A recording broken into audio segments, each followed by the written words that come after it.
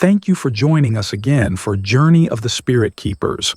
In this second part, Zuri and Bantu face new challenges in the land of Mist Song and in the land of Umoja together. They must bring peace back to these troubled lands. Get ready for a tale of bravery and magic as they continue their quest. Zuri worked tirelessly in Kijiji, treating the sick and teaching the villagers how to care for their health. Bantu helped her, gathering herbs and supporting her in any way he could. The villagers were amazed at Zuri's knowledge and dedication. Slowly, the people of Kijiji began to recover. The mysterious illness was beaten back by Zuri's healing powers and the strength of the villagers' spirits. Zuri felt a deep sense of satisfaction and joy, knowing she had made a difference. Bantu and Zuri also took the time to learn about the customs and traditions of Kijiji. They shared stories and songs with the villagers, building strong bonds of friendship and trust. The people of Kijiji were grateful and promised to help Karibu if ever needed. With the people of Kijiji on the mend, Zuri and Bantu prepared to return to Karibu. The villagers of Kijiji thanked them with gifts of food, herbs, and handmade crafts. Jabari and his family were especially grateful, their hearts filled with hope and gratitude. As Zuri and Bantu journeyed back to Karibu, they felt a deep sense of accomplishment. They knew they had made a positive impact and had built strong connections between the two villages. They also knew that their adventures were far from over. When they returned to Karibu, the villagers welcomed them back with joy and celebration.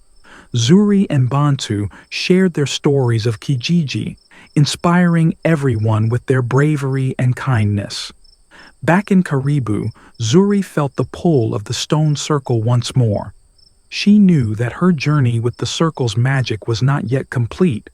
She often visited the circle, feeling its energy and seeking guidance.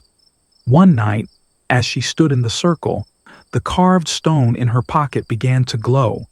Zuri felt a sense of urgency and knew that the stone circle had a new mission for her. She called for Bantu, and together they stepped into the circle's light. The light enveloped them, and they found themselves transported to a different place and time. They knew that their adventure with the stone circle was far from over, and that they had many more challenges and discoveries ahead. As the light faded, Zuri and Bantu found themselves in a new village. The people there looked at them with curiosity and surprise. They introduced themselves and learned that they were in a village called Rafiki. The people of Rafiki were facing their own challenges, and Zuri and Bantu knew that they had been brought here to help. They felt a deep sense of purpose, knowing that the stone circle's magic had guided them once more. Zuri and Bantu were welcomed by the village elders, who shared their troubles. Rafiki was suffering from a severe drought, and the crops were failing. The villagers were worried about their future and needed help to find water and save their crops. Zuri and Bantu set to work, using their knowledge and skills to help the villagers. Zuri knew that some plants could help locate underground water. She taught the villagers how to use these plants, and together they searched for water. Bantu and the village warriors dug deep wells where the plants indicated. After many days of hard work, they finally struck water. The villagers rejoiced, knowing that their crops and animals would be saved. With water flowing, the villagers of Rafiki worked tirelessly to revive their fields. Zuri and Bantu helped them plant new crops and showed them how to care for the land. The village began to thrive once more, and hope returned to Rafiki. As the village of Rafiki flourished, Zuri and Bantu built strong bonds with the people.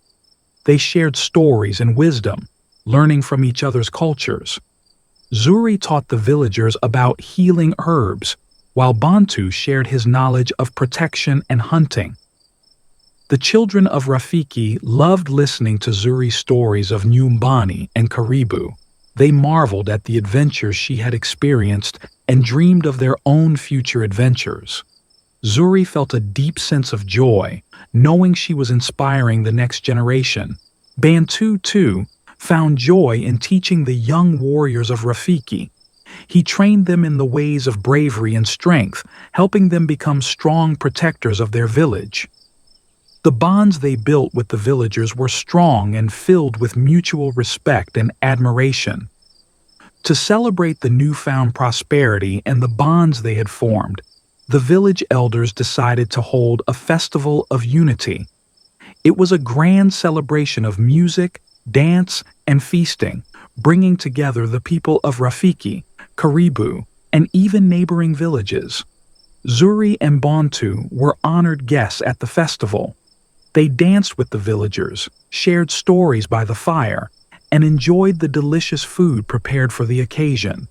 The festival was a joyous occasion, filled with laughter and the warmth of community.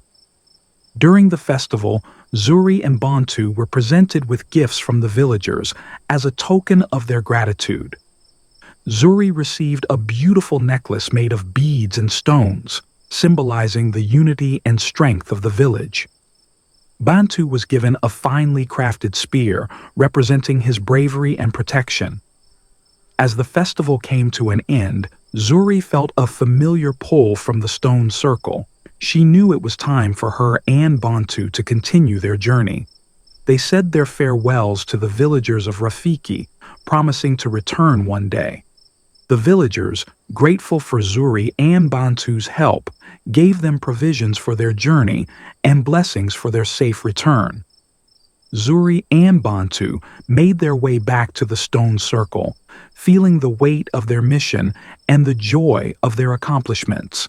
They stepped into the circle's light once more, feeling the magic envelop them.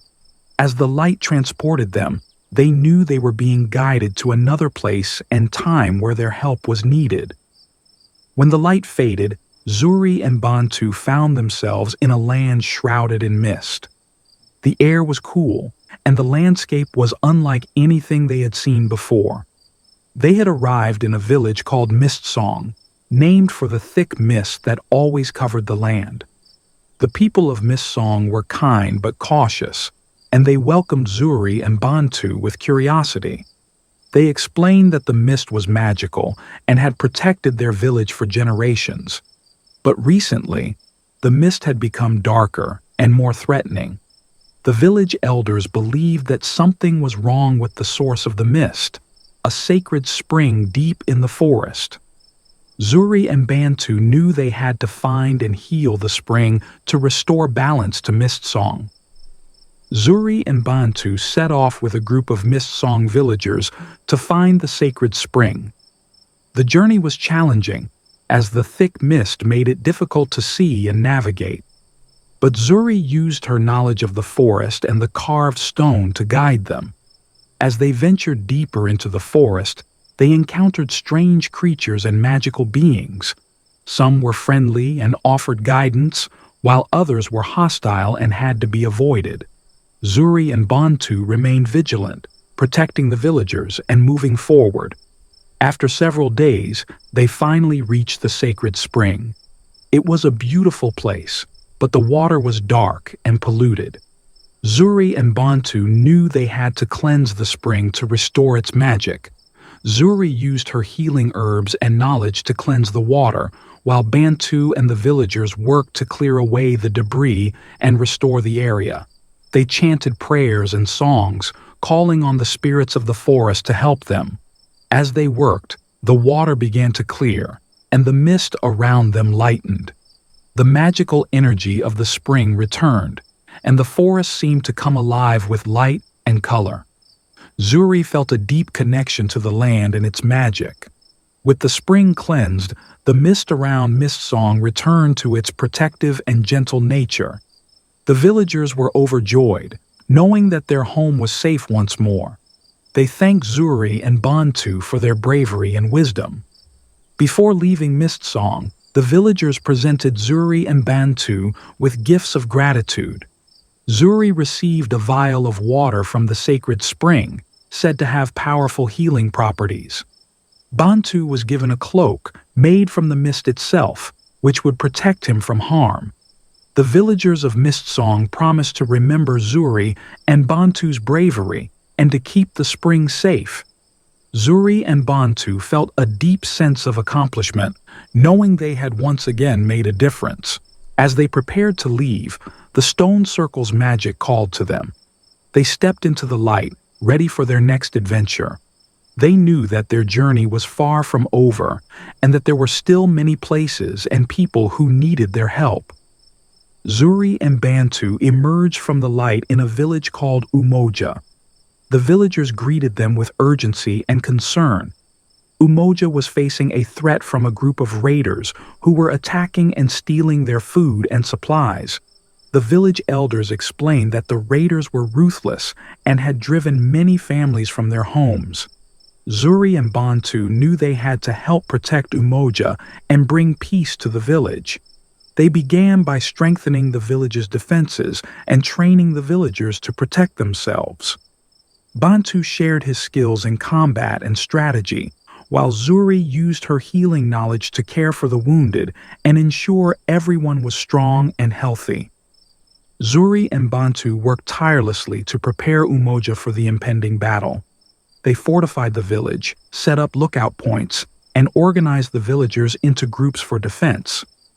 Bantu trained the warriors, teaching them how to fight and protect their families. Zuri used her knowledge of herbs to create healing potions and remedies, ensuring that the villagers would have the strength to defend themselves. She also taught the women and children how to care for the injured, so everyone could contribute to the village's safety. The villagers were determined and united, ready to defend their home. They drew strength from each other, knowing that they were fighting for their families and their way of life. The day of the battle arrived, and the villagers of Umoja stood ready to defend their home. Bantu led the warriors, his presence inspiring confidence and courage. Zuri stood with the healers, ready to care for the wounded and support the warriors. The raiders attacked with ferocity, but the villagers were prepared. They fought bravely, using the skills and knowledge they had gained from Zuri and Bantu. The battle was intense, but the villagers' unity and determination gave them strength. Zuri moved among the fighters, healing wounds and offering encouragement. Bantu fought at the front lines, his bravery and strength inspiring the villagers to keep fighting. Together, they repelled the raiders and defended Umoja. With the raiders defeated, the villagers of Umoja celebrated their hard-won victory. They thanked Zuri and Bantu for their help, knowing that they could not have succeeded without their guidance and support. The village elders held a ceremony to honor Zuri and Bantu, presenting them with gifts and blessings. Zuri received a beautifully carved staff, symbolizing her wisdom and healing powers. Bantu was given a shield, representing his bravery and protection. As the celebrations continued, Zuri and Bantu felt a deep sense of pride and accomplishment. They had helped another village find peace and safety, and their journey together had made them even stronger. After the celebrations in Umoja, Zuri felt a longing to return to Nyumbani. Though she loved helping others and the adventures she shared with Bantu, her heart yearned for her family and the familiarity of her own village. One evening, as Zuri and Bantu sat by the fire, she spoke of her desire to return home. Bantu listened quietly, understanding her feelings. "If you feel it is time to go back, then we shall return to Nyumbani," he said gently. Zuri smiled gratefully, her heart warmed by Bantu's support. They both knew that their journey had not ended, but perhaps it was time for a brief respite and to reconnect with her roots. With the villagers of Umoja bidding them farewell, Zuri and Bantu prepared for their journey back to Nyumbani. They carried the gifts and blessings they had received from the different villages, symbols of their adventures and the friendships they had made. As they traveled, Zuri felt a mix of excitement and nervousness. She wondered how much Nyumbani had changed and how her family and friends would react to her return. Bantu reassured her, reminding her of the strength and resilience she had shown throughout their journey. When they finally reached Nyumbani, Zuri's heart raced with anticipation. She recognized the familiar landscape and the comforting sight of her village. She took a deep breath and stepped forward, ready to reunite with her family. The villagers of Nyumbani were astonished to see Zuri return. Her family rushed to embrace her, tears of joy streaming down their faces. Zuri's mother held her tightly, thanking the spirits for bringing her daughter back safely. Zuri introduced Bantu to her family, and they welcomed him warmly, grateful for his role in keeping her safe. The village elders gathered to hear Zuri's stories of adventure and bravery, marveling at the wisdom and strength she had gained. The reunion was filled with laughter, tears, and heartfelt conversations. Zuri felt a deep sense of belonging and peace, knowing that she was home. In the days that followed, Zuri shared her experiences and the knowledge she had gained with the people of Nyumbani. She told them about the different villages she had helped, the challenges she had faced, and the magic of the stone circle. The villagers listened with rapt attention, inspired by Zuri's stories. They were proud of her bravery and amazed by the wisdom she had acquired. Zuri also took the time to learn about any changes in Nyumbani and to reconnect with old friends. Bantu too shared his experiences and knowledge with the villagers. He taught the warriors new skills and shared the lessons he had learned from their journey. The people of Nyumbani were grateful for his presence and the strength he brought to their village. Thanks for watching this episode. The journey is still ongoing, and you won't want to miss what's coming next. Stay tuned for the next episode, where Zuri and Bantu face the arrival of a mysterious stranger. And don't forget to like, subscribe, and hit that notification bell to stay up to date on all the latest updates and stories from Insights. Stories, the home of stories. We appreciate your support and can't wait to share more exciting tales from the world. Until next time, keep quizzing and stay curious on Insight Stories.